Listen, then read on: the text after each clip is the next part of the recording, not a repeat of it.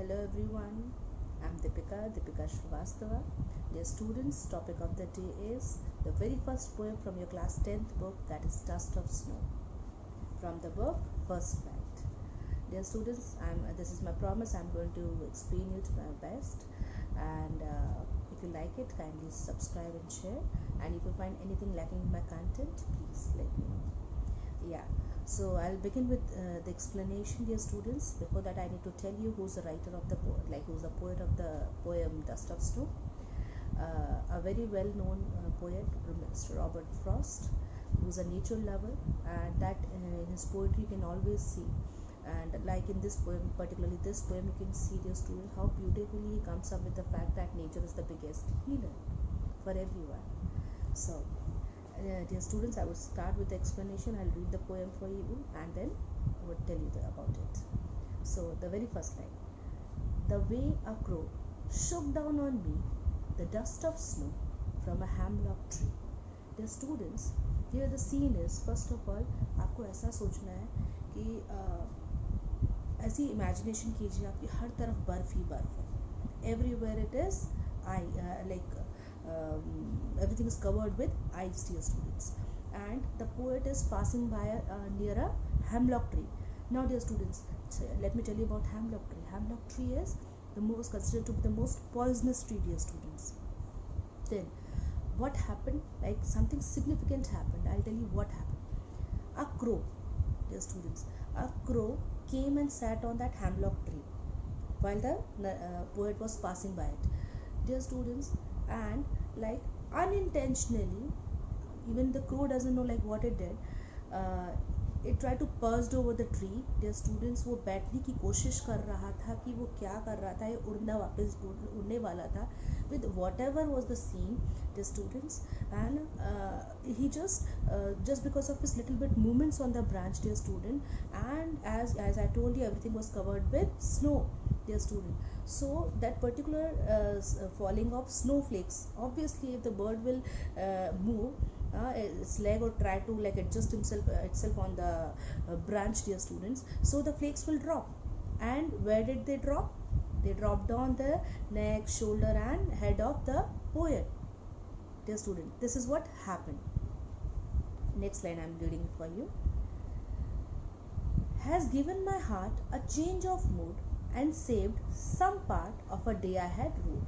Now, dear students, he is saying that this particular occurrence, like what happened, a tree was there, he was just passing by, and a crow came, it tried to adjust itself on the branch, and the snowflakes, like with this process, during this process, snowflakes fell on the poet's head, shoulder and neck, dear students, and he felt so relaxed, so soothing, that like for almost his whole day was going under regret or something. His mood was completely spoiled, he was lacking energy, dear students, but this beautiful occurrence of nature changed his mood, changed his entire mood. Now, dear students, this is just a small poem of 8 lines but has a great meaning in it. Now I'll tell you both the aspects of the poem. First of all, dear students, in the very first 4 lines, like the way a crow shook down on me the dust of snow from a hemlock tree. Dear students, what is the need of this? Like, why did he use crow? Why didn't he use beautiful words like cuckoo, peacock or something? Why did he use hemlock tree, which is considered to be poisonous? Why did he use maple, oak or something? Why didn't he choose a spring season? Why he has chosen this one, winter season? Dear students, one thing about the poem is that the poet himself is saying that he was not in a good mood.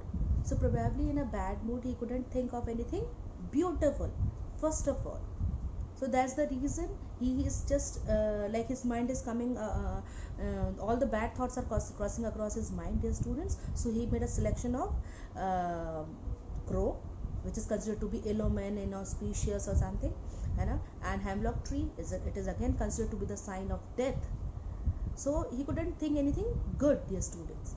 Now, dear students, another aspect of the poem is he wants to tell you that nothing in this world is useless, in this nature is useless.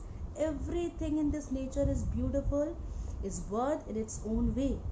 Even the tree which is considered to be poisonous, which is a symbol of death, can change your mood.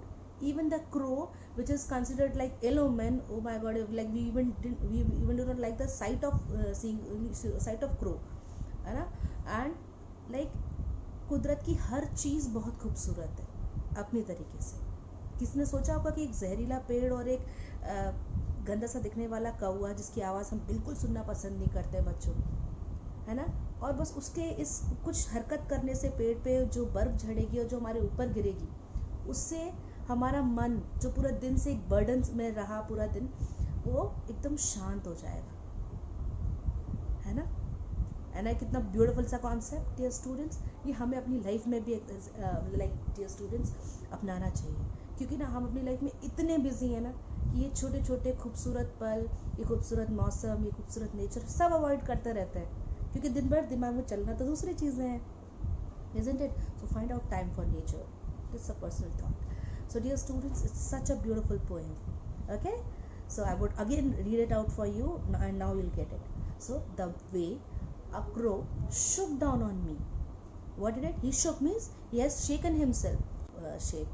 So dear students, he just was trying to adjust itself or something. So he just shook itself, and as a result, what happened?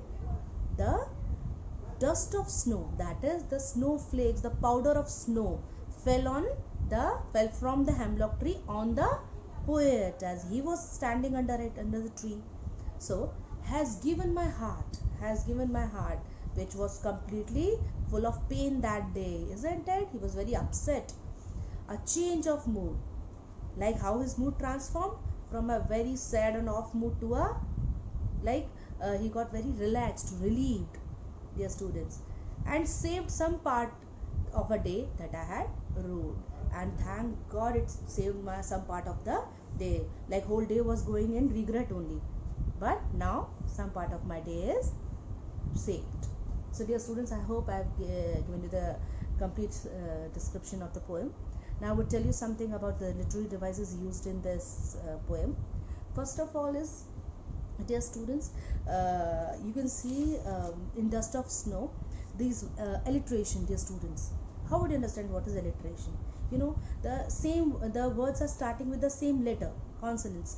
See dear students, like has given my heart. So H is being repeated, no dear students? This is known as alliteration. Okay, another one where you can see the repetition of one particular alphabet, that is saved some part of the day, that is again alliteration. Then dear students, there is symbolism. For like here symbolism is something using a particular word and it is symbolizing something else. For example, crow is symbolizing ill omen. Hemlock tree, it is symbolizing death, isn't it? And another one, dear students, the last one I would say, that is imagery. Imagery is something, just reading the poem you can completely draw a painting in front of you, and all the words are so descriptive, self-descriptive. You can easily imagine the scene where everything is covered with snow, a hemlock tree, a crow, everything you can imagine, looking at the words of the poem. So this is what known as imagery. So 3 literary devices are used in the poem. Thank you for being so passive listeners, and for any questions, anything, kindly comment. Thank you. Take care and be ready for my next video.